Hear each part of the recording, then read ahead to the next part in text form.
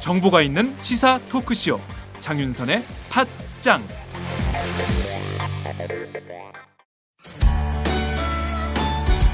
직원 채용 광고입니다. N블록셀이라고 하는 IT 회사인데요. 진보진영 팟캐스트에 후원도 팍팍하는 회사입니다. 전기 전자를 전공한 악사기 소지자 1명, 일반직 2명, 총 3명을 모집합니다. 주위 분들에게 많이 알려주시기 바라고요. 똘끼 충만한 좌빨 중에서 자신의 잘못을 인정하고 사과할 줄 알고 사돈이 땅을 사도 배가 아프지 않은 사람, 이건 정봉주밖에 없다. 이런 사람이라면 웰컴입니다. 전화 070-4177-6316 070-4177-6316 많이 지원해 주시기 바랍니다.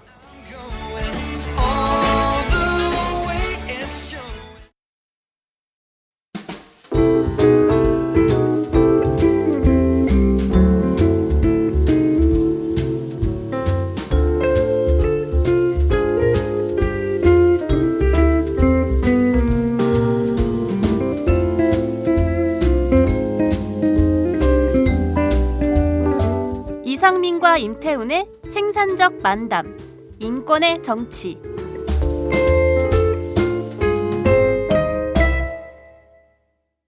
이상민, 임태훈의 인권의 정치. 매주 수요일의 고정 코너입니다. 오늘도 어김없이 삼선의 국회 법사위원장. 네, 아쉬울 곳 없는. 그러나 왜 출연하냐. 알 수 없는 군소 팟캐스트 장윤선의 팟짱에 매주 나오기를 악망하시는 이상민 의원님 나오셨습니다. 이상민입니다. 반갑습니다. 네. 댓글 저한테 쓰시는 분들 진짜 이번에 많이 늘었어요. 네. 이상민 진짜 당신 팬이다. 진짜 많이 늘었어요. 네. 저 혹시 푼 거 아니에요? 대전 지역구 국민들. 좀 풀기도 했지만 제가 보기엔 당원들 악화가 양화를 구축해야 되겠어요. 막 그냥 쌍시옷자 하는 분들이 네. 저 기가 죽기 시작했어. 네. 네. 그래서 다시 안 넣는다 그러는데 듣지 마세요.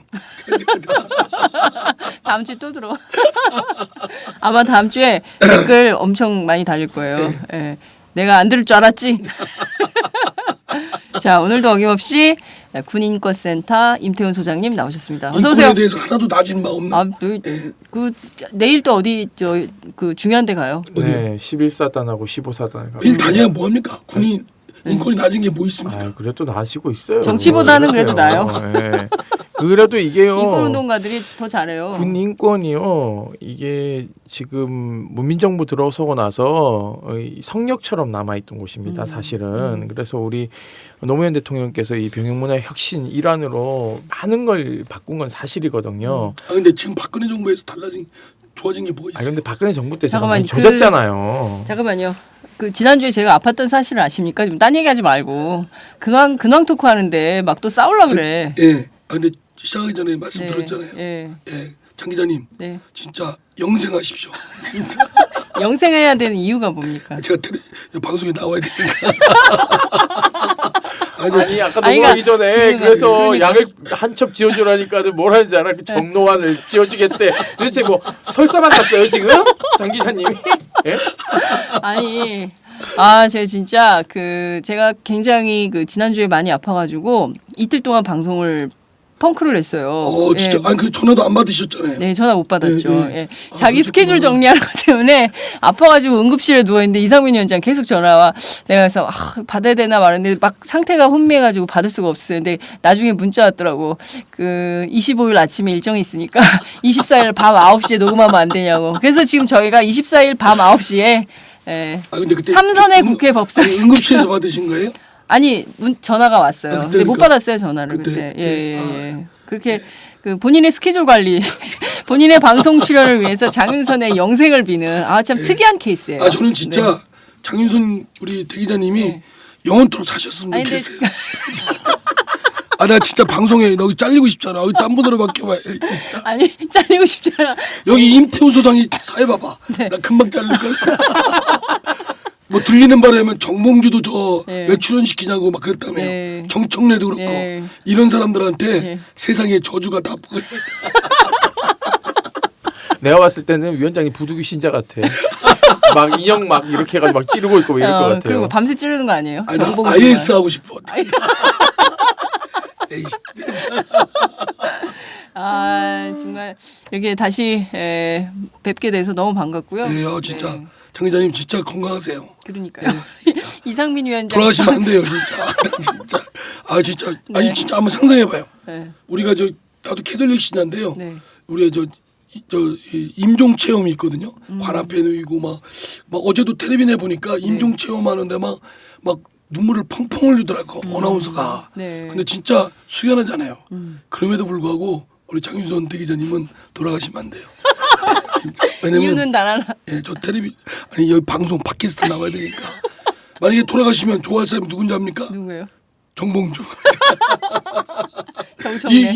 이 방송 정체는 게임도 안 되고 네. 정봉주는 이 장윤선의 팟캐스트를 네. 정봉주의 전국구 네. 라이벌로 생각하고 있더라고. 아 그래요? 예, 아주 레드오션으로 생각하고 있어요.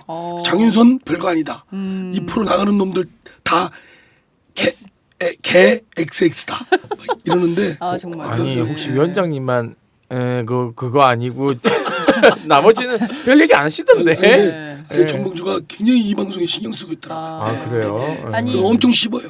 이 방송에 대해서. 뭐라고요? 지난번에 출연하지 않으셨어요? 출연도 여기? 했어요. 네, 근데 아니, 본인 필요에 따라서 그러니까. 홍보하려고. 그거지. 거기 진짜 도의적인 사람이 아니에요. 근데 진짜 내가 한국 정치의 민낯을 이거 하면서 본다니까. 혹시 노유진 예? 노유진도 나가는 거 아니에요? 혹시? 정의당 방송까지. 정의당 접수하시려고? 방송까지 넘나들 야, 것 같은데. 진짜. 하여튼 정봉주가 자신이 막 굉장히 잘난 척했거든요. 네. 전국구 한 맨날 번 딱 1등 틀면 한 3천만 명이 본다. 뭐 중국에서 방송하는 것도 아니고. 혹시 북한에서 몰래? 이야 진짜 너무 즐겁다. 근데 제가 전화를 네. 얼마 전에 했더니요. 네. 기가 죽어 있더라고. 왜요? 그리고 아니 뭔가 이건 굉장히 기가 잘난 척 잘하잖아요, 그 사람이요. 예. 잘난 척하고 막 저한테 어쩌고 저쩌고 하는데 하여튼 기가 죽어 있어요. 이상민 기에 죽었구나. 이야. 저 댓글 보셨어요? 네. 장윤선 팟캐스트는 이거 봐야지 저거 봐야지 너무 힘들대요. 너무 많이 하지 말라고. 예. 너무 많이 하지 말고 하루에 한두 개만 해라. 이런 근데 뭐 꼭지수까지 때문에 주문을 저기 해줘요. 임태훈 소장도 같이 욕하대. 그러니까요. 놀지 말라고 같이 위원장님하고 놀지 말라고. 왜 노냐고 막 예, 그러더라고요. 그런데 풀었죠. 애들. 군인권센터 간사들 풀어가지고 막 또 댓글 쓰는 거 아니에요? 자, 수다가 길었습니다. 본론으로 들어가겠습니다. 홍준표 경남지사의 무상급식 중단 발표 선언 이후에 굉장히 사실 2010년 지방선거 이후에 무상급식 논쟁은 이미 사회적 합의로 그리고 또 이미 오세훈 시장이 이제 주민투표로 끝난 논쟁이다라고 했는데 이것을 다시 이념 논쟁으로 확산시키고 있는 상황인데요. 자 우선 이상민 위원장님 지난주 MBC에서 홍준표 지사하고 만나셨죠? 예. 어떠신? 제가 그랬어요. 국회의원 때는 그래도 좀 착한 것 같았는데 네. 도지사 되더니 사람이 버렸다 그러지. 굉장히 좀 사악해졌죠. 아니 근데 국회의원 시절엔 착했어요 진짜? 아니 착하진 않았죠. 근데 그냥 한 얘기인데 네. 자기는 국회의원 때 착하고 지금 지사 되니까 더 착해졌다 그러더라. 아, 근데 여기 제가 방송하고 나서 네. 미국 가더니 네. 걸렸더라고요. 그러니까요. 예. 골프. 애들 밥 먹는 거 가지고 아니 제가 그랬어요. 아니 애들 밥 먹는 거 가지고 그렇게 하면 됩니까 그랬더니 재정이 어렵대요. 재정이. 네. 아니 애들 밥 먹는 것 때문에 경남 도정 또는 대한민국 재정이 어려워졌습니까? 4대강 거기에 30조 원 퍼부었고 자원 거기에 외교인가 지랄인가 거기다가 몇십 조 퍼붓고 그리고 잘 그 세금 거치고 있는데 부자 감세인가 뭔가 소위 그런 거 해가지고 1년에 18조씩 해서 5년 동안 90조 펑크났잖아요. 네. 펑크났어요. 쓰는데 헛질해가지고 펑크나고 돈 걷어야 될 때 제대로 못 걷어서 펑크나고 경남 기업이 얼마 챙겼죠? 왜 나를 보고 내가 경남기업 아니 사장입니까? 그러니까 몰랐어요. 저번에 몰라요? 그때 뭐 300억인가 뭐 그쵸. 그러니까 이런 눈먼 돈만 잘 감시하고 엉뚱한데 재정 투입하냐면 경남기업뿐만이 아니에요. 지금. 뭐 아이들 네. 지금 뭐 제가 봤을 때 이거는요 거의 특검을 해야 돼. 특검을 아니, 진짜 지금. 애들 밥 먹는 거가 안 돼 그랬어요. 네. 저 홍지사한테 아니 저 이렇게 애들한테 밥 먹는 걸 이렇게 보고 야 니들 무상급식하는 거다 공짜 먹는 거다. 그러다가 어느 날 갑자기 야 나 이거 네 필통 사준다고 돈 드니까 밥 못 사주겠다. 네 엄마한테 돈 벌어오라고 이거랑 똑같잖아요. 네. 진짜 그런 말씀하신 대로 저는 밥 먹는 거야말로 인권의 문제가 아닌가라는 생각이 좀 보편적 인권과 관련된 거 아닙니까? 그렇죠. 어떻게 보편적이죠. 우리 헌법 31조를 보시면은요. 교육권에 대해서 나열하고 있습니다. 능력에 따라 균등하게 교육을 받을 권리를 가진다. 그리고 의무 교육은 무상이다라는 게 사망에 나와 있습니다. 네. 그러면은 의무 교육을 하고 있는 것까지 무상 교육이면 급식도 공공 영역에 들어가는 것이죠. 그렇습니다. 사실상 그렇기 때문에 지금 홍준표 지사의 저러한 행동 자체가 헌법을 파괴하는 행위거든요. 헌법이야말로 우리가 지켜야 될 가치죠. 그럼에도 불구하고 본인이 지금 국헌 문란 세력이 되어버렸어요. 그러니까 근데 본인은 저런 식으로 튀어서 앞으로 차기 대선에 이제 출마하려고 하겠죠. 근데 저는 좀 의아한 게 후보도 안 될 거예요. 아이고 그렇게 뭐 보십니까? 아니요 될 수가 없어요. 아니요 이제 보면은 눈썹 문신도 하고 이상하게 하고 요즘은 지지율이 많이 올랐다는 거예요. 문재인 대표와 홍준표 지사가 주사의 지지율이 지난 월요일 리얼미터 조사에 따르면 동반 상승했어요. 그러니까 지난 퍼포먼스 이후로 보수 결집표가 실제로 여론 시장에 반영이 되고 있는 거죠. 그럴 수도 있겠네요. 아니 네. 그런데 저는 이렇습니다. 홍준표 지사가 하는 행위들을 보면 굉장히 포퓰리즘적이에요. 네. 그러니까는 뭐 예를 들면은 그 뭐 빨간 넥타이 잘 메고 오고 눈썹 문신했다는 건 뉴스에 나오고 요즘 눈썹을 누가 반영구 문신하지 그렇게 영구 문신을 해 눈썹도 야매로 한 것처럼 이상하게 해가지고는 TV에 나와가지고는 그때부터 좀 알아봤는데 네. 저는 홍준표 지사가 그런 돌출 행동을 하고 자충우돌 하는 거야. 저는 경남의 도민들이 판단하면 되는 문제라고 생각해요. 근데 네. 예를 들면은 문재인 당대표가 거기를 굳이 방문해야 될지 저는 잘 모르겠다는 아니 거예요. 방문했으면 제압을 해야 되는데 네. 제압 못하고 그냥 똑같은 것들이 됐죠. 그러니까는 소득도 별로 없고 잠룡을 키워줬다라는 이런 비난도 사실상 있거든요. 네. 그러니까 저는 일정 정도 지금 4.19 재보선에 새정치민주연합이 상당 부분 자신감이 없다는 게 그런 식으로 저는 그런 행보를 낳고 있다고 저는 판단하고 있어요. 네. 그러니까 지금 이대로 가면은 4.19 재보선은 참패입니다. 참패고요. 참패하고 나면은 또 이제 총선 위기론이 분명히 작동을 할 겁니다. 그러면은 새정치민주연합은 이제 부족장 회의가 열리겠죠. 이대로는 안 된다. 네. 그래서 이제 문재인 부족장과 박지원 부족장과 그리고 정세균 부족장이 모여가지고는 총선으로 다시 짜자고 지금 또 난리가 나겠죠. 네. 그러니까 저는 이런 부족국가 형태의 야당이 강력한 리더십을 갖고 거의 왕정국가와 비슷한 저 새누리당하고 싸우려면 네. 저는 전열을 재정비를 하고 네. 개파 간의 갈등을 좀 완화시키는 방향으로 해가지고 어떻게든 4.19 재보선을 승리로 이끌자라는 아젠다를 확실하게 좀 보여줘야 되는데 지난번 보십시오. 3자회담 가가지고는 청와대에서 박근혜하고 대립각도 못 세우고 수권 정당이 되고자 하는 노력들도 많이 안 보여줬어요. 사실상 결국은 보십시오. 굴뚝에서 자신에서 배일돼서 내려오지 않습니까? 그러니까 정치적인 어떤 이득도 별로 못 챙기고 그리고 국민들에게 대연 세력으로도 작동 못하는 상황에서 4.19 재보선까지 참패를 하게 되면 저는 총선이 지금 의석보다 더 찌그러질 가능성이 높다. 지금 비례대표 21번까지 당선됐잖아요. 네. 18번까지도 저는 안 될 가능성도 높다. 저는 이렇게 보고 있거든요. 자, 이제 임태훈 이사님은 저 소장께서 지금 몇 번까지 원하시는데요? 임태훈 소장 원하는 17번? 번호를 부르세요. 저요? 17번? 1번 여자가 가네. 여자가 1번이에요. 제가 성전환하고 제가 네, 1번에 1번. 도전하겠습니다. 자, 굉장히 진도를 많이 빼셨는데 그 전에 좀 몇 가지 짚어야 될 문제들이 있는 것 같아요. 일단 우선 홍준표 지사는 헌법을 파괴한 국헌 문란 세력이다 이렇게 규정을 해주셨는데요. 이를테면 홍 지사를 만났을 때 뭐 재정이 부족하다라고 얘기를 하지만 실제 홍 지사가 그렇게 주장을 하는 것은 재정 때문이 아니라 다른 정치적 목적이 있다 이렇게 보이지 않습니까? 자기 떡이 좀 띄우려고 이렇게 본인이 왜냐하면 네. 이 양반이 내가 그 방송에도 그런 얘기를 했어요. 네. 이 양반이 맨 처음에 이 무상급식 문제 가지고 시비 건 건 교육감한테 네. 우리 경남도가 경남교육청의 무상급식권과 관련해서 한 600억을 지원해주니 이 부분은 감사를 하겠다. 그렇죠. 시비를 건 겁니다. 그렇습니다. 그러니까 교육감 입장에서는 지원해주는 건 좋은데 그렇다고 감사까지 하냐. 감사 권한이 교육에. 없죠. 예. 네. 그러니까 감사를 그걸로 이제 홍 지사가 시비를 겁니다. 네. 그러니까 아니 교육의 자치성 뭐 등등 독자성 생각할 때 그거는 좀 부당하다. 그러니까 또 며칠 있다가 안 하면 끊겠다고 했죠. 이러다가 경남 교육청에서 받았어요. 네. 감사해라. 네. 좋다. 그러면 감사하면 뭐 받겠다. 그랬더니 이제는 아예 무상급식 자체가 잘못된 거다. 좌파들 아주 설익은 좌파들의 정치 노름이다. 네. 그러면서 끊어버렸어요. 그냥요. 네. 근데 제가 시도지사도 그 주민들이 직접 뽑지 않습니까? 네.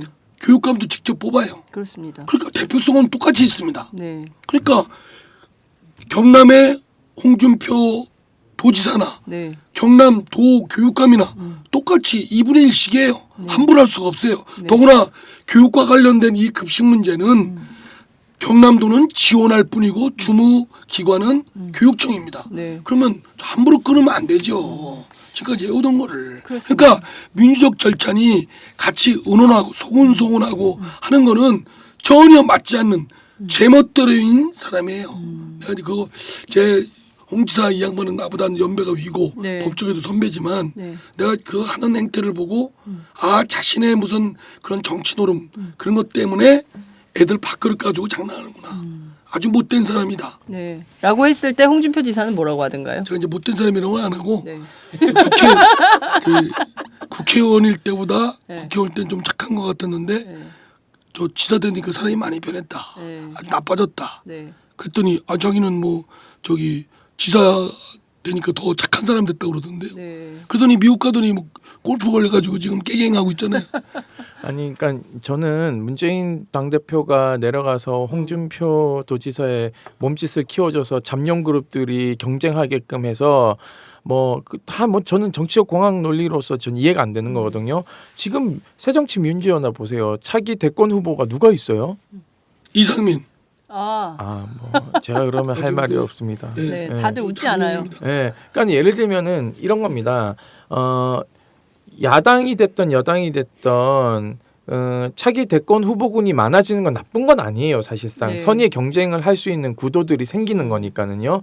근데 예를 들면 지금 집안 살림을 좀 잘 챙겨야지 남의 당 살림을 왜 챙겨요? 지들끼리 치고받고 싸우든지 냅둬버리라는 거예요. 그거는 지금 저런 자충수를 뜨고 있는 상황에서 네. 거기에 뛰어들려면 확실히 뛰어들어야 되는 거죠. 어떻게 주민 투표를 하자라고 당력을 집중시켜야 되는 거죠. 사실상 저런 도지사는 네. 우리 헌법을 파괴하고 아이들을 볼모로 해서 아동 권리를 착취하는 도지사는 엄마들이 심판해야 된다라고 얘기하면서 앞치마 들고 막 전면적으로 나가야 되는 거예요. 여성 네. 의원들이. 그렇게 해서 경남도를 압박해서 경남도 새누리당 의원들까지 다 나선시키겠다라고 해야지만이 이 새누리당 도의원들이 홍준표랑 각을 세웁니다. 그게 정치력인 거죠. 만나고 가가지고는 결국은 그런 무슨 장판교의 뭐 장비도 아니고 이긴 것도 없어. 오히려 저쪽 편을 결속을 시켜줘 버렸어요. 사실상 네. 적장에 가가지고는 찔러대니까 야 봐라 당대표 와가지고 나 찔러대는데 니 도의원들 뭐 하고 있어. 이렇게 되면 군기 쫙 누르면서는 줄 세우는 거거든요. 네. 그래서 저는 그런 방식이 상당 부분 전략적 부재에서 오는 것 같다라는 말씀하신 느낌이에요. 대로 임태훈 소장 지적대로 실제 문재인 대표가 가서 어떤 정치적 퍼포먼스만 할 게 아니라 정치적 실리. 그러니까 말씀하신 대로 집단 반발을 할 수 있는 여지를 만든다든가 정치적으로 그리고 여성 의원들이 이제 그렇게 행주치마 퍼포먼스를 한다든가 그렇죠. 네. 그리고 지역의 시민사회와 함께 연대해서 새로운 네. 장을 만든다든가 이런 노력을 했어야 되는데 그런 구체적인 노력은 하지 않았다. 당내에선 좀 어떤 평가가 나옵니까? 임 소장님 같은 분 얘기가 다수죠. 네. 예, 근데 저희 당이 요새 웬만하면 10에 안 올라옵니다. 아, 왜 그렇습니까? 왜냐면 잘못하면 분열주의자로 찍힐까봐. 아, 그러니까 그냥 조용조용히 있어요. 네. 근데 자칫 걱정되는 게 그게 무기력증. 에이 그냥 좋은 게 좋은 거다. 이런 기조로 흐를까봐 걱정되는데요. 네. 저는 진짜 여기 뭐 저 지금 이 팟캐스트 들으시는 분 중에 문재인 친분들이 많더라고 보니까. 네. 그러면 문재인 대표 욕하면 그냥 욕 바가지 하고 달려드는데 그럼에도 불구하고 내가 드리는 말씀은 진짜 문재인 대표가 도저히 납득이 안 돼요. 그리고 제압을 하든지 두들겨 패든지 아니면 진짜 논리로 확 잡든지 뭐 이것도 저것도 아니잖아요. 가서 그냥 해가지고 오히려 홍준표 나는 그게 뼈 아픈 거예요. 중앙에서 왔으면 대안 갖고 오셔야죠. 야, 내 홍준표가 노련한 사람이에요. 그 한마디로 딱 뒤집어 씌우는 거야. 그렇죠. 그냥 뭐 덜렁덜렁 와서 말만 하고 장난 정치 쇼하지 마라. 하려면 안 가지고 와라. 뭐 이런데 그리고 내가 볼 때는 홍준표한테 그 점에서 밀린 거예요. 그러니까 그리고요 기본적으로 똥개도 자기 집 앞에서 50점 먹고 들어가요. 거길 왜 갑니까? 거기를. 그러니까 오히려 주변부를 이렇게 쭉 돌아야죠. 예수가 예루살렘 들어가기 전부터 세를 규합하지 않습니까? 그리고 예루살렘 당나귀 타고 쫙 들어가는 거거든요. 그 시대 살아봤어요? 성경 보면 다 나와요. 왜 그러세요? 성경은 가톨릭 신자시라면서요. 잠깐만요. 예, 말씀하세요. 그러니까 예를 들면 그런 식으로 주변부 즉 네. 뭐냐 경남이나 부산은 어떻게 보면 노무현 대통령의 정치적 고향이기도 합니다. 여기가 그렇기 때문에 문재인 의원이 그것을 승계한 적장자예요. 사실상 맹주로서의 역할을 할 수 있는 지역적 구도를 가지고 있습니다. 그리고 봉화마을도 경남에 있고요. 그렇다면은 친노 세력들이 여기에 굉장히 많기 때문에 주변부를 훑어야죠. 예를 들면 학부모 단체 간담회도 하고 지역에 있는 아동 단체들하고도 간담회 열어가지고 계속 홍준표를 압박하면서 가는 겁니다. 그런 식으로 정치력을 키우고 그리고 지금 뭐 봉화마을에 치과하고 계시는 권양수 여사 같은 분들이 한마디 하셔야 되는 거죠. 지금 애들 밥그릇 가지고 장난하느냐 그러면서 밀어붙여야 되는 겁니다. 사실상. 근데 그게 안 되는 거예요. 지금 근데 야당이. 지금 보면 제가 취재를 해보면 세 가지 측면에서 지난 홍준표 지사와의 면담, 문재인 대표의 면담은 성과적이었다라고 당 지도부에서는 평가를 하는 것 같아요. 그러니까 첫 번째 누가 그래요? 뭐 하여튼 그 실명 밝히세요. 관계자 취재를 관계자 저도 누구? 취재원이 취재원 보호를 해야 되거든요. 네. 아무나 막 다 깔 수는 없는 거기 때문에 지금 왜 사탕 드시고 그러십니까? 아유, 나도 방송 좀 중에 줘요. 혼자 뭐. 나눠서 임태훈 소장도 좀 드리고 같이 드로푸스. 진짜 혼자 드셔 저런 거. 모셔가지고요. 네. 죄송해요. 자, 방송에 차질을 빚지 마시고요. 집중할 수 있도록 해주십시오. 예, 그러니까 첫 번째는 이런 겁니다. 같이 먹어요.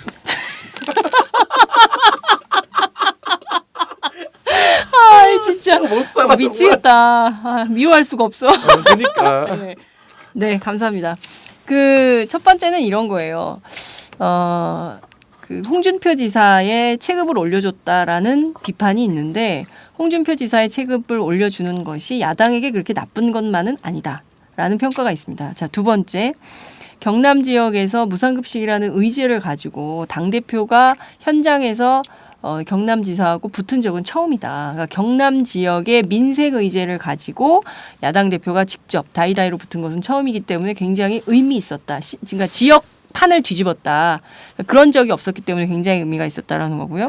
세 번째는 홍준표 지사가 아이들 밥그릇을 뺏는 악마다. 그래서 악마화하는데 홍준표를 악마화하는데 성공했다. 이렇게 세 가지에서 평가를 하더라고요. 그런 거에 대해서 취재원이 문재인 대표 최측근이죠.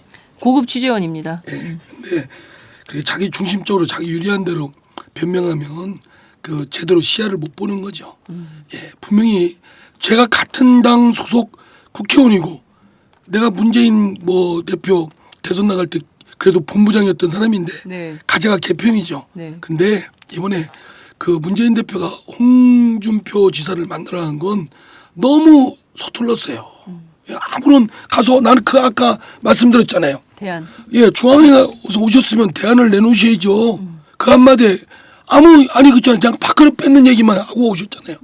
여기가 새정치민주연합의 당대표예요. 그냥 문재인 의원이 간 게 아니고 네. 그러면 품격과 또 일정한 준비와 또 홍준표 지사가 그렇게 막무가내로 뛰어도 홍준표 지사를 꼼짝 못하게끔 구도를 중앙정부와 지방정부 이런 거를 구도로 해서 같이 몰고 가서 했어야죠. 말씀하신 대로 주민투표 같은 건 굉장히 좋은 아이디어인 것 같은데 왜 그런 걸로 구체적 압박을 할 생각을 안 했을까요? 그러니까 저는 아까 그 취재원이 얘기한 것들이 맞다 설령 맞다 하더라도 저는 뭐 그거는 해석하기 나름이라고 생각해요. 네. 그게 다 틀렸다.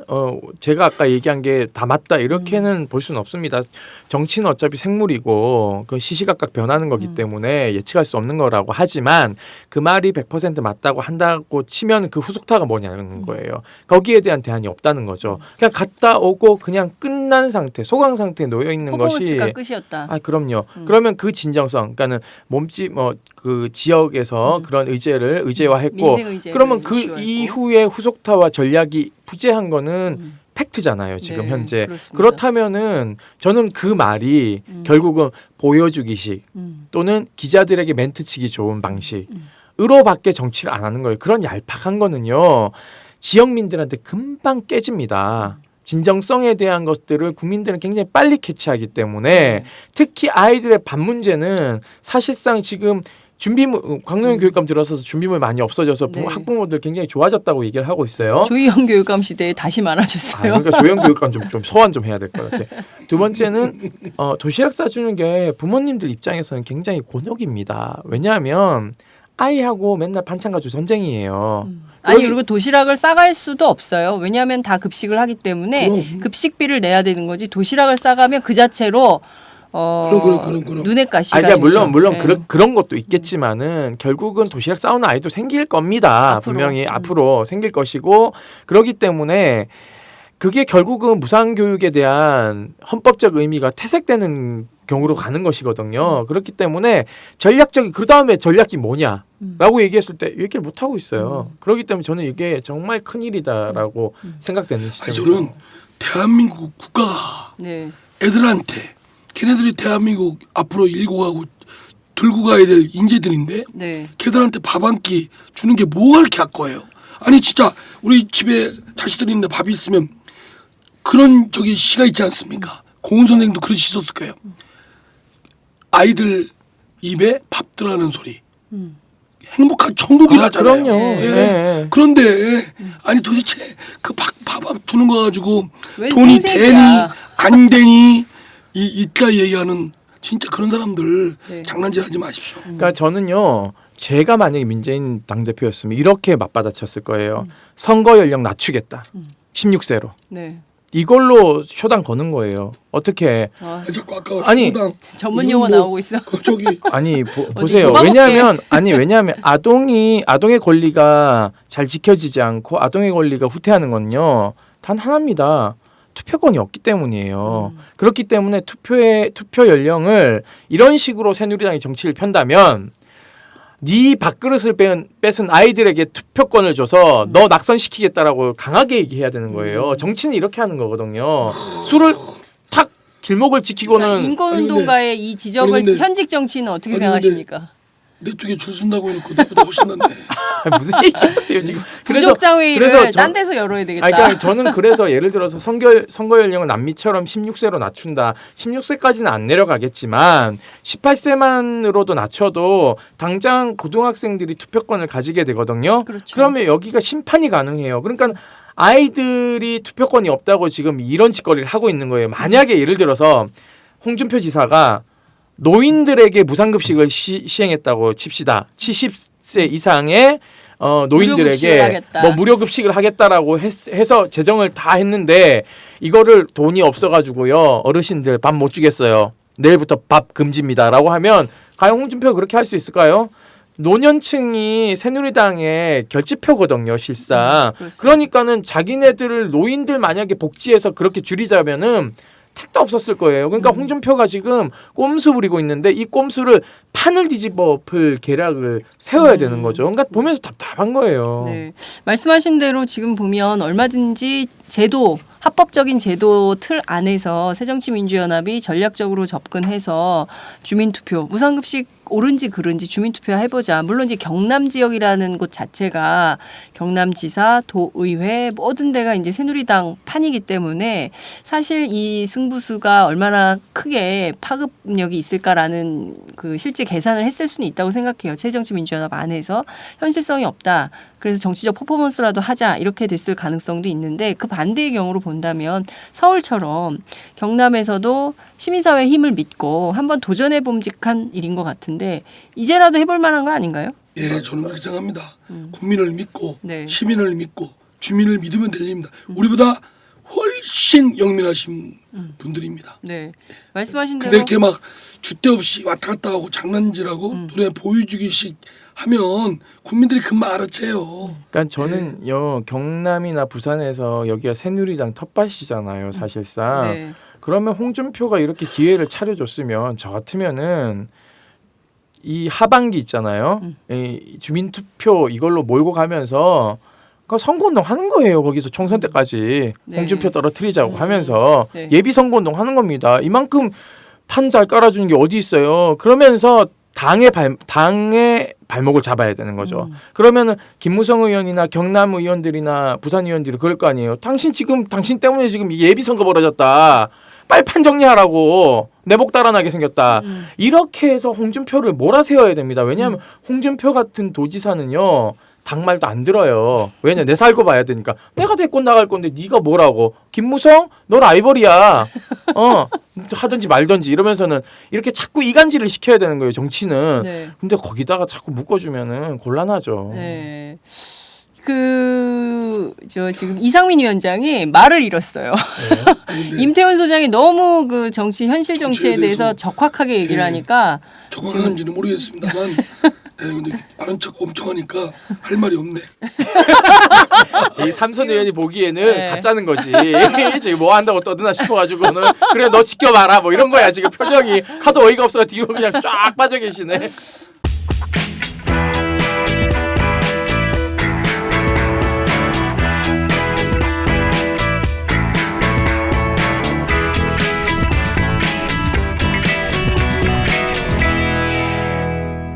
장윤선의 팟짱. 한번 당대표 해봐요. 아니 뭐 당대표 능력이 안 돼. 지금 정청래 임종인 전화 좀 한번 해봐요. 아니 왜 갑자기 네. 지금 무슨 회동 중에 오셨어요? 세 분? 저 아까 만나고 왔는데 네. 저 국회 가는 걸로 거짓말하고 왔거든요. 아 그래요? 그래서 지금 이 순간 한번 저 있다고 하지 마시고 네. 누구예요? 지금 전화 고객 토요 중이래요. 정청래? 아니요 임종인. 예, 임종인 정청래 한번 의원께서 해보세요. 지금 통화 중이라니까 그 전화가 다시 오면 연결하도록 하고요. 근데 지금 얘기하신 이런 아니, 내용 정청래 한번 해보세요. 아니 왜 자꾸 지금 방송 중에 타 정청래 정치인을 정청래 까메오 출연시키고. 의원이 저 장 기자님한테 그랬다며요. 네. 저 자꾸 왜 출연시키냐고. 내가 날 저 댓글에 네. 왜 이상민 자꾸 출연시키냐고 댓글 쓴 사람이 정청래였구만. 아. 정청래 의원이 사람을 풀어가지고 그런 걸 썼나? 라고 지금 오해하시는 거죠? 아니 그러고 남은 사람이 지금 오늘 배가 산으로 가는 방송의 결정판인 것 같습니다. 지금 방송 중에 예 의원님. 예 저희 군인권센터 임태훈입니다. 예 지금 저 팟짱 방송 중인데요. 그 지금 급 의원님을 전화 연결했습니다. 장윤선 기자님하고 지금 같이 방송하고 있거든요. 왜? 물어볼 게 많으시답니다. 아니 제가 물어볼 게 있었던 게 아니고요. 이상민 위원장께서 지금 출연하고 계신데 꼭 전화 연결을 좀 해달라고 요청을 하셨어요. 그래요? 네. 그 이상민 위원장의 팟짱 출연에 대해서 어떻게 생각하십니까? 안 좋게 생각해요. 어떤 지점에서요? 네? 어떤 지점에서요? 아니 뭐 논리 전개라든가 맥을 잡는 거라든가 중원부원 부산해요 좀. 아 이런 평가에 대해서 이상민 위원장 어떻게 생각하십니까? 아니 저 적합한 평가라고 생각하고요. 아까랑 전혀 예. 다른 그러니까요. 스탠스야. 아니 모 눈에는 뭐가 보인다고? 혹시 의원님 지금 그리고 예. 사람이 좀 겸손해야 되잖아요. 예. 겸손이 부족해요. 그러면 정청래 최고위원께서는 겸손하십니까? 저는 참 겸손이잖아요. 근데 이상민 위원장은 권력에 약해. 아니 나 권력만 약한 게 아니야. 돈도 약해. 권력에 약하고 자기 좀 밑에 있는 사람한테는 엄청나게 또 이렇게 군림을 해요. 아, 저하고 반대 성격이잖아요. 저보다 센 사람한테는 안 겸손하고 좀 이렇게 돈 없고 백 없는 사람한테는 한없이 눈물을 흘릴 줄 아는. 그게 참 겸손인데 이상민 의원은 강자한테 약하고 약자한테 강해요. 그러면 저 정청래 최고위원께서는 강자한테 강합니까? 당연하죠. 아 근데 왜 요새 왜 문재인 대표한테 왜 가만히 계십니까? 문재인 대표는 약자예요. 얼굴 봐요. 얼마나 약자처럼 생겼어요. 참 좋은 사람. 얼굴은 약자죠, 약자. 뭐 인자하게 생긴 건 사실이에요. 예, 관사가 보면. 인자하게 생겼나? 예, 인자하게 생겼죠. 약자처럼 생겼어. 아니 문재인 대표하고 나하고 증명사진 2개 갖다 놓고 보면 내가 강한 사람이지. 그건 그래. 사실은 좀 강하게 보여, 정 의원님은. 근데 그런 분한테는 나 좀 한없이 겸손하지. 네. 그럼 누구한테 강하십니까? 최고위원 중에. 저요? 예. 저요. 예, 전병은 아니, 주승용? 그분들 다 약자잖아요. 유승희 의원? 국정원, 조선일보, 박근혜 대통령 이런 분한테 나는 국힘이 아 거기가 강자입니까? 거기가 강자지. 아 그래요. 자, 근데 이상민 위원장은 그 전당대 전거부가 확실히 다른 분이에요. 전당대회 때는 내가 4번을 전화했는데 2번 받고 2번 안 받더라고. 왜 안 받으셨어요? 근데 전당대회 이후에 내가 최고위원회 2등 최고위원 딱 되니까 내가 전화 안 해도 막 전화 좀 부탁한다고 막 문자하고 그래. 왜 그래, 그래? 진짜. 도대체? 그래, 빨리 끊어. 혹시 임종인 변호사님하고 같이 계세요? 아니 임종인 변호사는 내가 최고위원 됐다가 무시하더라고. 그냥 같이 지금 이상민 위원장하고 술 먹다가 헤어졌거든요. 근데 임종인 전 의원은 바로 가버리는데 미련 없이 이상민 그 우리 법사위원장은 자기가 일찍 가는 것을 용서해달라. 그리고 그 내가 불가피하게 가는 것에 대해서 마음 언짢게 하지 마라. 그리고 나 진짜 더 읽고 싶었는데 내가 꼭 필요한 일이 있다는데 팟짱 나가려고 그랬구만. 참 조심스럽게 나가더라고. 근데 겨우 간 데가 팟짱이구만. 아니, 겨울아니요. 아니 무슨 뭐 대전 가는 것도 아니고 부산 가는 것도 아니고 겨우 지금 마포에서 마포로 간 거 아니에요. 보니까 한 5km 정도 가는데 그렇게 또 뭐 꼭 가야 된다. 난 대전 가는 줄 알았어. 네. 하여튼 저기 다음 프로에 게스트로 한번 초대할게요. 네. 아니 네. 예. 이상민 위원장이 뭐 삼고 처리하지 않고 내가 나갈 것 같아요? 이런 식으로 그냥 뚝 던지면 내가 나갈 것 같아? 아니, 그러니까, 아니 최고위원님 그러면 제가 요청하면 안 나오실 거예요? 나가죠. 예. 굉장히 훌륭한 분이잖아. 강자한테는 꼼짝 못하구만. 강자한테는. 강자한테 꼼짝 못한다고 지금 위원장님께서. 임태훈 소장은 그 2008년 그 광우병 촛불 시위 때 내가 좀 감동받았잖아. 그렇죠. 아 왜 반말해 근데 방송에서. 아니 근데 나한테 내가 반말하는 거예요 혼자. 이거 보고 솔로 로그 독백이라고 그래. 아니 저기 아이언 로그는 전화 연결되면 뭐 너무 오래 하는 거 솔로 아니에요? 로그는 독백인데 지금 독백하는 건데 임태훈 소장 2008년도에 광우병 촛불 시위 때 혼자 이 경찰들의 탄압을 물리치고 위험 속에서도 두렵지 않은 목소리로 계속 이 시민들을 이렇게 독려하고 하는 모습을 보면서 사실 정의당 박원석 지금 의원보다 17배 훌륭하더라고. 감사합니다. 네. 원석이 형이 굉장히 질투하겠군요. 아니 박원석은 보니까 얼굴만 좀 뺀질하게 생겨가지고 뭐 의정활동이 별로 뭐 활약성이 없어. 완전히 정치. 저기 장윤선 우리 기자님 잘 아십니까? 장윤선 기자요? 예. 아니 뭐 제가 잘한다기보다도 장윤선 기자가 저를 잘 알죠. 네. 지금 그러면 임종인 변호사님하고 헤어지신 거예요? 임종인 변호사는 그냥 어디론가 디스 피어 했어요. 그래서 난 지금 뭐 도대체 뭐 술 먹다 어디로 가버리는 거야 뭐.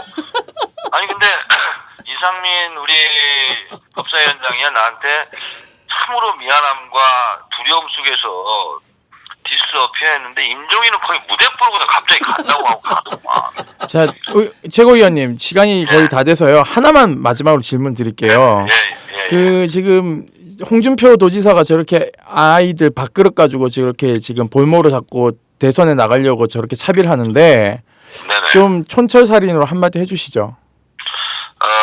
홍준표 지사는 한마디로 얘기하면요. 사실상 잘못했어요. 그게 촌철살인이에요? 아니 촌철살인은 짧게 얘기하는 거잖아. 숏 센텐스. 네. 만약에 사실상 한마디로 잘못했잖아. 예, 그 만약에 그 우리 네. 저기 정청래 최고위원께서 당 대표면은 어떤 행보를 하셨을 것 같아요? 이런 어떤 행보라뇨? 그러니까 이 문재인 당 대표가 내려가셨잖아요. 직접 만나러 어디로요? 그 저기 경남 도로요. 아 저는 안 가고 네. 불러 올렸죠. 새정치민주연합 당대표실로 와라 이렇게 호출을 하지 나는 안 내려가지. 그럼 안 올 것 같은데요? 안 오면 말고. 아, 예, 알겠습니다. 아, 예. 오늘 뭐 전화 연결 여기까지 하고요. 따로 한번 모시도록 그리고요, 하겠습니다. 예. 웬만한 팟짱에서도 네. 이상민 법사위원장은 저기 출연 금지시키세요. 조회수 안 나오고 그 모든 조직과 이런 거는요 생성하고 그 다음에 발전하다가 소멸하거든요.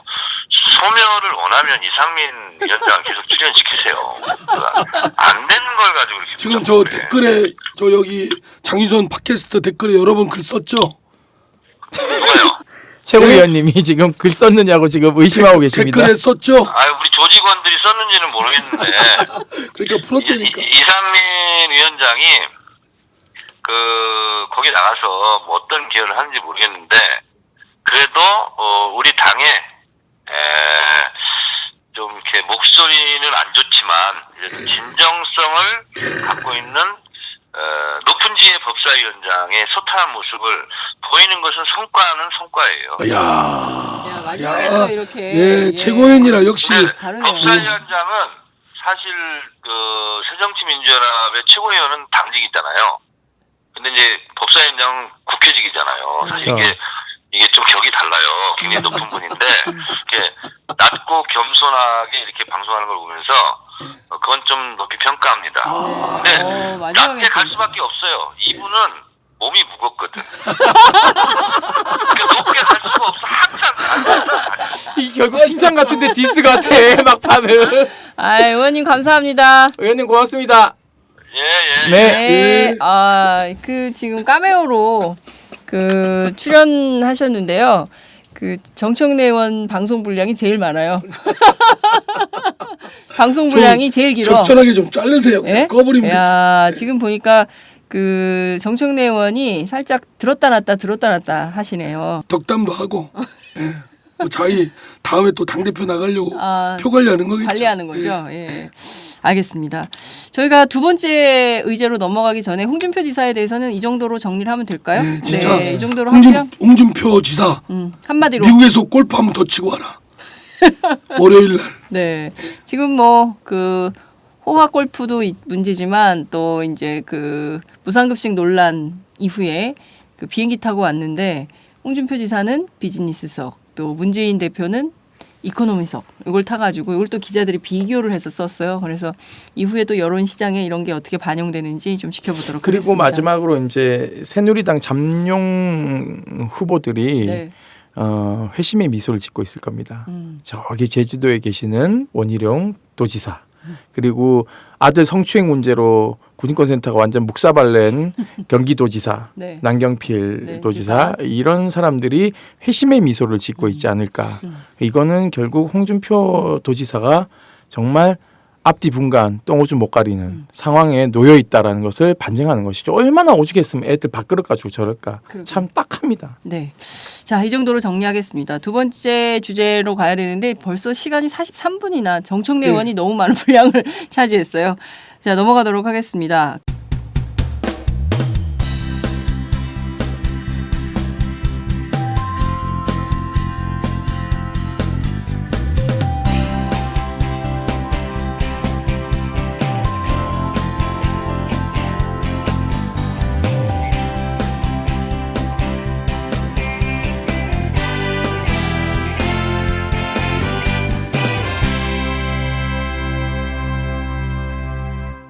장윤선의 팟짱. 그 세월호 관련된 얘기입니다. 이제 세월호 참사 1년 거의 다가오고 있는데요. 아직 그 특별조사위원회 출범조차 못하고 있는 상황이어서 어제 이석태 위원장이 공개 기자회견을 했습니다. 두 번째 기자회견이거든요. 이번에 박근혜 대통령 면담까지 요청한 상황인데요. 세월호 특별법이 국회에 통과됐지만 조사 특위조차 출범하지 못하고 있는 이 현실에 대해서 우선 삼선의 국회 법사위원장님은 어떻게 생각하십니까? 전 충분히 예견된 거라고 생각합니다. 아, 그렇습니까? 이렇게 무슨 위원회 해서 네. 하면 반대 세력이 저렇게 막 움켜쥐고 방해하고 막고 그러는데 네. 제대로 될 리가 없죠. 예, 그래서 사실은 이 박근혜 정부 새누리당이 다수당을 차지하는 지금의 구조에서는 네. 뭐 기대 없습니다. 저는 충분히 예상된 거고 그 세월호법 그거 하나 통과시키려고 1년 넘게 끙끙거린 저희 야당도 한심하고요. 예, 오히려 그냥 몸으로 때워서 진상 조사하는 게 더 빨랐을 거라고 저는 생각을 해요. 네. 법은 무슨 얼어 죽을 법입니까? 법사위원장님께서 왜 그러십니까? 저는 진짜 김영란법 때도 안 들어갔지만 이 법 통과될 때도 진짜 안 들어갔어요. 너무 아니 근데 법사위원장이 계속 표결에 불참하시는 딱 두 번이에요. 두 번인가요? 예. 작년에 올해 두 번인가요? 예. 근데 진짜 우리 당도 눈속임해서는 안 된다고 생각을 해요.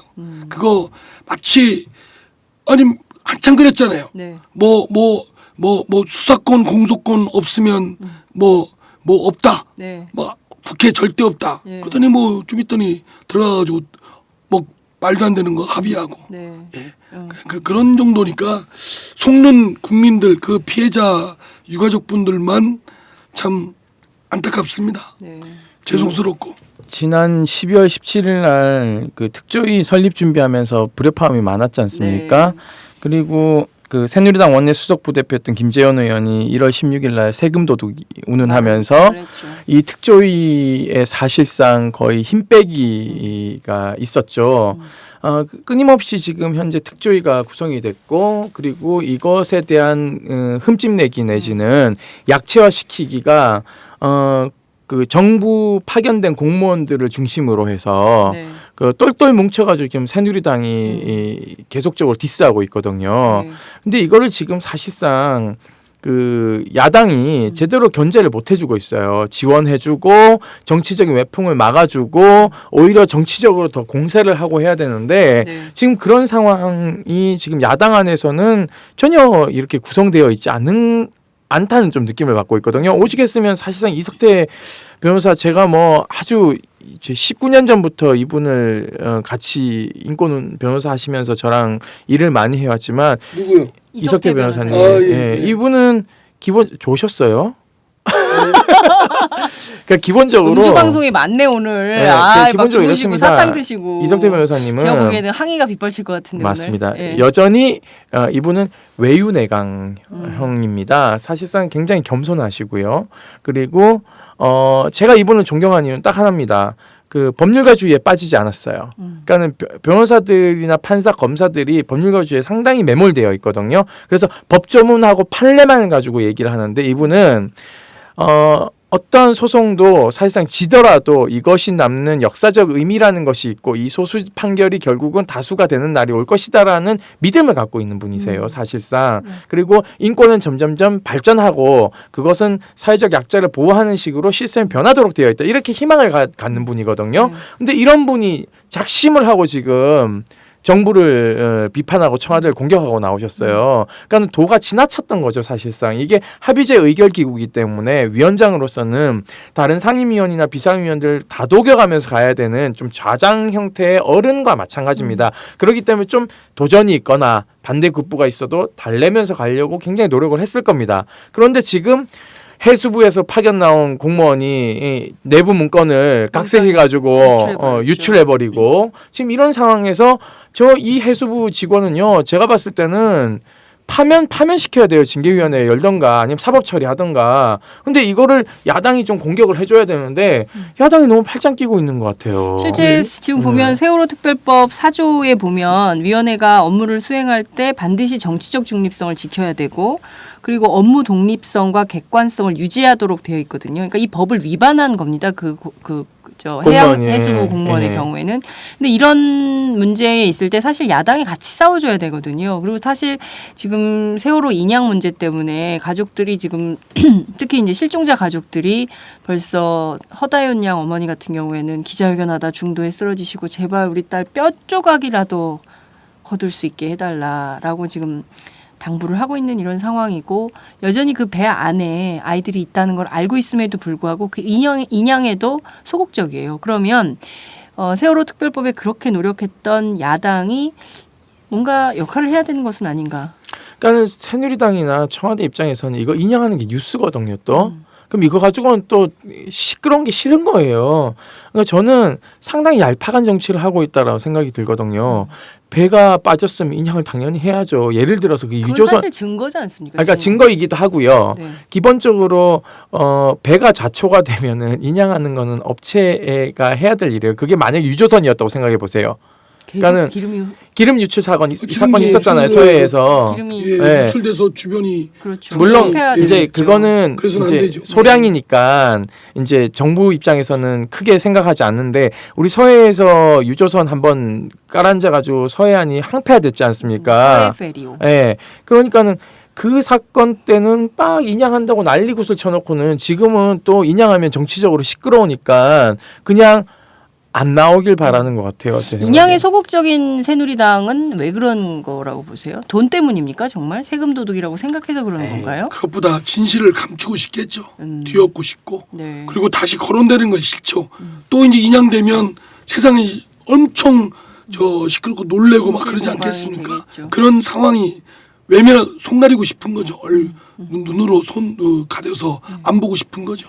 하늘을 손으로 가리는 아니, 뭐- 진실을 외면하고 싶은 뭐 그런 것도 있고요. 예를 들면은 지금 새누리당은 뭐 이런 생각을 가지고 있을 겁니다. 그 예전에 우리 그 DJ 정부와 노무현 정부 때 있었던 과거사 위원회들 있지 않습니까? 네네. 이 위원회들에서의 맷집이 관료들은 좀 이렇게 맷집이 커 있어요. 지금 네. 상당히 세져 있기 때문에 대충 시간 때우다가 개기면은 그러한 과거사위원회처럼 약체화될 것이라는 것을 너무 잘 알고 있습니다. 그렇기 때문에 지금 이런 식으로 깔고 뭉개고 힘빼기 작전. 힘빼기 작전하는 거죠, 사실은. 예. 그래서 이석태 위원장이 이런 말씀을 하신 것 같습니다.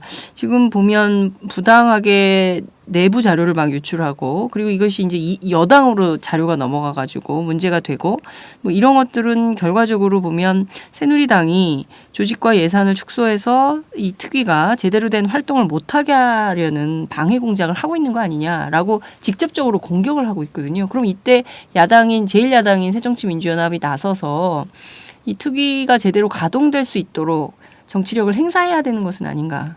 예, 맞습니다. 근데 이게 우리가 재보궐선거가 있어 거기 정신 팔려서 그런지 네. 솔직히 세월호에 대한 특이 네. 굴러가는 거에 대해서 조금 관심도가 떨어진 거는 인정합니다. 네. 예, 제가 당에 돌아가서 하여튼 지도부들도 여기에 관심 가지라고 말씀을 좀 드려야 되겠네요. 정청래 최고위원 뭐하냐? 아까 그 얘기할 걸 그랬구나. 그러니까 다시 연결해. 다시 연결할까요? 아니 그런데 말씀하신 대로 뭐 정청래 의원은 세월호 참사 이후에 광화문에서 단식도 하고 그랬지 않습니까? 근데 그게 중요한 게 아니라 이후에 그럼요, 정치가 쭉 이렇게 지속 가능하게 이렇게 쭉 이어지면서 문제를 해결하는 능력이 있어야 되는데 새정치민주연합에 제일 안 되는 게 문제 해결 능력인 것 같아요. 야당이 그게 잘 안 돼요. 네, 그러니까 그래서 국민들이 새누리당은 답답해하는 거죠. 뭐가 됐든. 자기 그 지지자들에 대한 어떤 청탁이나 뭐 청탁은 나쁜 거죠. 사실상 그런 거 봐주기 있잖아요. 그래서 그게 민원이 잘 해결됐는지를 점검합니다. 쭉 점검을 해요. 이게 이제 골프에서 이렇게 아까 골프 얘기 나와서 그러는데 예. 이게 홀인원, 그러니까 그 홀에 들어가는지 안 들어가는지를 확인을 해요. 근데 야당은 해주겠다 그러놓고는 이게 잘 못해요. 그러니까는 이 길을 잘 못 파는. 그러니까 전 정무 능력이 상당 부분 여당과 야당을 비교해 보면 야당의 정무 능력이 상당히 결여되어 있다. 이런 느낌을 굉장히 많이 받아요. 삼선의 국회 예, 법사위원장님은 무조건 어떻게 인정합니다. 오늘 굉장히 수세적이세요. 아니 그러니까 인정할 제 건 오늘 인정해야지. 방송 태도가 굉장히 수세적이고 과거에는 보면 어떻게든 임태훈 소장보다 방송 분량을 늘리려고 들이대시는데 오늘은 굉장히 수세적인 게 아무래도 음주 영향입니까? 아닙니다. 아니고 저 지나가신 말씀이고요. 예, 뭐 할 말이 없어요. 그래서 저는 참 이제 겸손하시다. 오늘 굉장히 그래서 저는 가끔씩 이제 그러니까 일을 할 때 보면은 느끼는 건데요. 네. 새누리당에서 이렇게 그 전화가 의원실에 전화가 이제 군인권센터로 전화가 걸려와요. 뭐 어떤 사안에 대해서 뭐를 하려고 하는데 이렇게 접촉하는 면을 보면은 야당은 전화를 비서가 합니다. 그리고는 보좌관한테 다시 제가를 받고 그 보좌관이 다시 의원님한테 제가를 받아요. 네. 근데 새누리당은 보좌관이 전화가 옵니다. 4급이. 여기는 막 6급, 7급이 전화 오고 여기는 4급이 전화 와요. 이미 의원한테 정권을 위임받았어요. 그래서 제 의견을 두고 저하고 이 공청회라든지 토론을 어떻게 잡을지 법안을 어떻게 잡을지를 가닥을 같이 토론하면서 가는 시스템이에요. 그러니까 저는 이게 결국은 당직자를 길러내는 힘이나 이런 걸 봤을 때 새누리당은 당직자를 5급 사무관 취급한다면 민주당 그러니까 새정치 우리 연합은 주사 정도로밖에 길러내지 않는다는 느낌을 굉장히 많이 받습니다. 이거는 정치를 시스템으로 하는 새누리당과 시스템 정치의 부재인 야당의 저는 전형적인 이 차이라고 보거든요. 그러니까 세월호 문제 같은 경우에도 쟤네들을 머리 꼭대기 위에 올라앉아 있는 거예요. 새누리당과 청와대는. 네. 그리고 각종 여기에서 이해관계가 다른 또 다른 관료 집단. 네. 이 정치 5년이면 끝나길 기다리는 이 관료 집단들이 호시탐탐 하이에나처럼 이것을 이 아이가 지칠 때까지 기다리는 거죠. 물어 뜯으려고. 그러니까 이것에 대해서 지켜줄 수 있는 야당이 힘이 너무 없어요. 그래서 답답해요. 어떻게 하시려고 그래요. 입당하세요. 뭐라고만 하지 마시고 참여하세요. 네. 참여하세요. 그러니까 저는요. 이거 참여라는 건 사실 그래요. 참여하시고 참여 얘기 연대하세요. 나오셨는데 진성당원이 민주당이 그러니까 우리 새정치민주연합이 많아지면은 크게 새누리당을 압도할 수 있는 지점이 있어요. 근데 진성당원 확보를 왜 안 하세요? 들으세요, 그러니까 진성당원이 들으세요. 아니, 그러니까 보면 주변에 진성당원이 왜 확보하느냐고 뭐라고 하실 게 아니라. 아니, 그러니까 예를 들면 저는 좀 그러니까 새정치연합이 좀 바뀌었으면 좋겠어. 어떻게 우리 밖에 보면은 유니세프라든지 굿네이버스라든지 엠네스티라든지 보면 거리에서 모금 그 회원 모집하잖아요. 네. 그렇죠? 왜 새정치연합은 그걸 안 해요? 거리에서 왜 당원 모집을 안 하세요? 저는 그것도 좀 불만이에요. 그러니까는 뭐냐면은 이건 정의당도 포함되는 겁니다. 그걸 하기에는 너무 당원들이 연령이 많아요. 그러니까 저는 이거부터 쇄신해야 된다는 거예요. 그러니까 들어오세요, 그러니까 들어서 하시라고요. 그 제가 들어간다고 바뀌지 않아요. 네, 바뀌어요. 자, 저희가 어느덧 56분 54초를 지나고 있습니다. 세월호 참사 때 모든 국민들이 잊지 않겠다라고 다짐을 했고 이 사건의 진실 규명을 위해서 어른이라면 누구나 당연히 이 아이들이 왜 뱃속에서 300명이 넘는 아이들이 죽어갈 수밖에 없었는가에 대해서 반드시 진실 규명을 해야 또 다른 참사를 막을 수 있다라고 입버릇처럼 이야기를 했습니다. 그렇지만 세월호 특별법 그렇게 우여곡절 끝에 통과가 됐으나 결국 특위가 제대로 가동조차 못 되는 상태로 이제 세월호 참사 1주기를 맞게 되는 상황인데요. 이 점에 대해서는 정말 야권이 다시 한번 좀 정치적으로 정치력을 발휘해서 좀 제대로 가동이 되고 최소한 진실에 접근할 수 있는 노력은 해야 되는 것은 아닌가 이런 생각이 좀 들어요. 근데요, 제가 뭐 노력하겠다 하면 입단은 얘기고요. 아까도 말씀드렸지만 이 법 자체가 갖고 있는 한계가 지금 그냥 그대로 드러나고 있는 겁니다. 저는요 진실을 밝힐 수가 없어요. 그러니까 지금은 참고 주어진 하여튼 뭐 빨리 3년이 가길 바랍니다. 3년이. 근데 그나저나 지금 실종자 가족들 저렇게 거리에서 울고 있는데 저분들은 아니 저기 박근혜 대통령 그 리포트인가 뭐 주한 미대사 할 때는 막 얼른 저 중동 갔다 오셔가지고 가서 그냥 오자마자 아주 막 그렇게 하시던 대통령. 그러나 세월호 그분들이 만나자고 하는 피해자 부모님들이 만나자고 하는데도 외면하는 차가운 차디찬 얼음공주 박근혜 대통령 그런 나라에 있는데 뭘 기대하겠습니까? 알겠습니다. 임재훈 소장 끝으로 한 말씀 하시겠어요? 지금까지 말 많이 했는데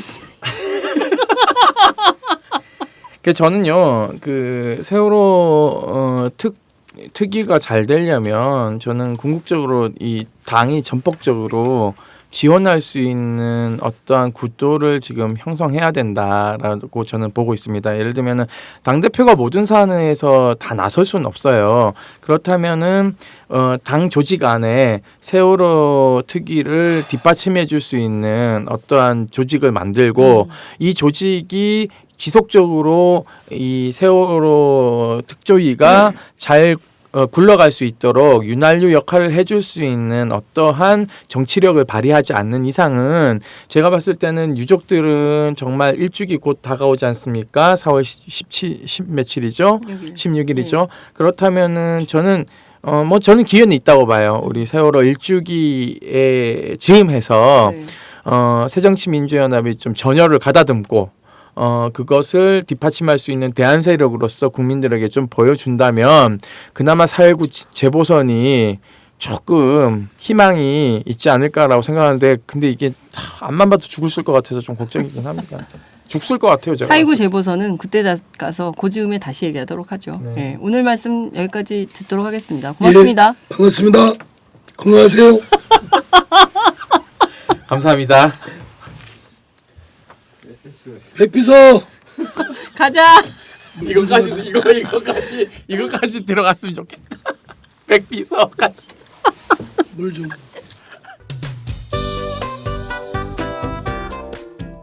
안녕하세요. 장윤선의 팟짱 애청자 여러분. 저는 김병기입니다. 전에는 편집국장이었는데요. 지금은 10만인 클럽 회원이자 본부장 맡고 있습니다. 그런데 10만인 클럽이 뭐지? 이렇게 궁금해하시는 분들 많으실 겁니다. 오마이뉴스에 자발적으로 구독료를 내는 시민들의 모임입니다. 지금 매월 후원해주시는 분이 몇 명이죠? 8,000명이요. 그럼 앞으로 몇 명을 모아야 합니까? 10만 명이요. 참 갈 길이 멉니다. 그런데 조중동 구독자는 많게는 100만. 이래서 진보 언론 살아남을 수 있을까요? 10만인 클럽 후원으로 만들어지는 팟짱 응원하고 싶으시다고요? 지금 전화주세요. 02-733-5505로 전화하셔서 내 손번호 274를 꾹 누르세요. 오마이뉴스 기사의 모든 기사 하단에 동그란 주황색 배너를 누르셔도 됩니다. 여러분들의 참여로 팟짱이 웃음소리 더 커질 수 있습니다. 감사합니다.